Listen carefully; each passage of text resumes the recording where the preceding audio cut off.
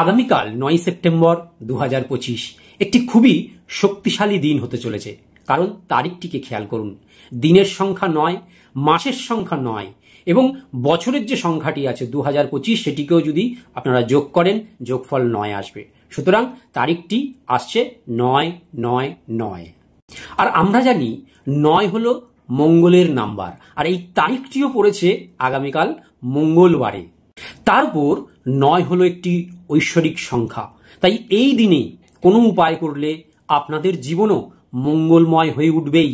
তাই এই তারিখটিকে একদম মিস করবেন না। তাই এই দিন সকাল 9টায় অথবা রাত্রির 9টায় আপনারা এই উপায়টি করতে পারেন। এই উপায়টির জন্য 3টি বা 5টি তেজপাতা নিয়ে নেবেন এবং সেগুলোর ওপর একটু গঙ্গা জল ছিটিয়ে শুদ্ধ করে নেবেন।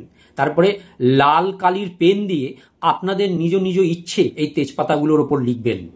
ইচ্ছেগুলো এমনভাবে লিখবেন যেন আপনাদের ইচ্ছেগুলো অলরেডি পূরণ হয়ে গেছে। যেমন আমার একটি বাড়ি ক্রয় সম্পূর্ণ হয়ে গেছে, এইভাবে লিখবেন।